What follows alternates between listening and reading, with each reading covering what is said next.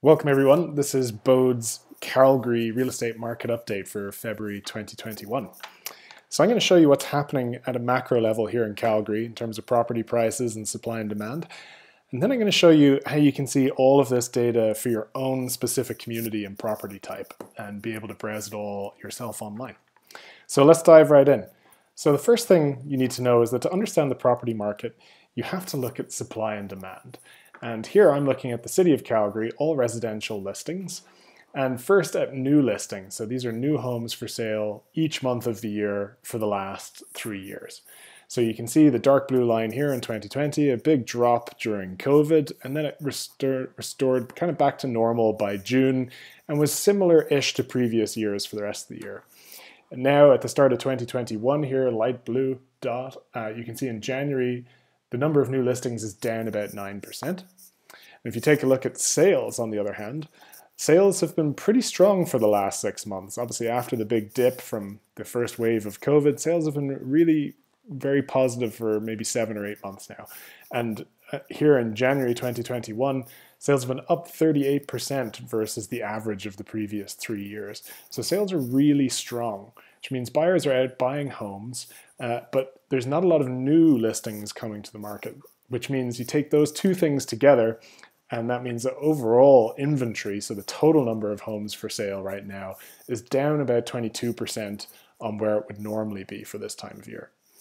So not a lot of options for buyers out there, and things are selling reasonably well. So to combine those two things, we look at months of supply here. So how many months would it take to sell through all of the homes that are available for sale?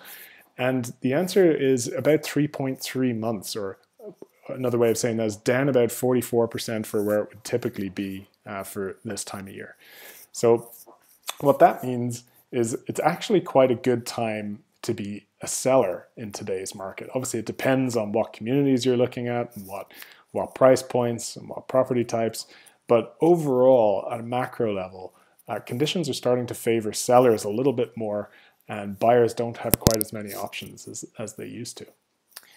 So all of that combines then, if we look at Calgary's overall price trend, and we take a very long-term view here, so looking at prices going all the way back to January 2005. So the blue line is the benchmark price in dollars, and the gray line is the index, price index, indexing prices back to 2005 levels. You see that, well, since about 2015, prices have been on a bit of a slow downward trend. But starting in about 2020 here, they've been recovering a little bit. And in the last year, the price trend has actually been upward. That's largely driven by detached homes, more so than apartments. But very good news for Calgary house prices in general. So that's a quick look at the macro level, but what matters is taking a look at your specific community and your property type. Whether you have a detached home or an apartment or an attached home, you can take a look at all the same data and find out what's happening in your market and what is happening in terms of supply and demand and trends and price. So head on over to Bode.ca and take a look at our market data tool for that.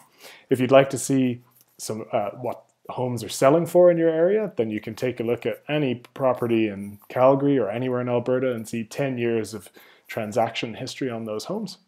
And finally, if you'd like to find out what similar homes to yours are listed for and what similar homes to yours have recently sold for, take a look at our comparables tool.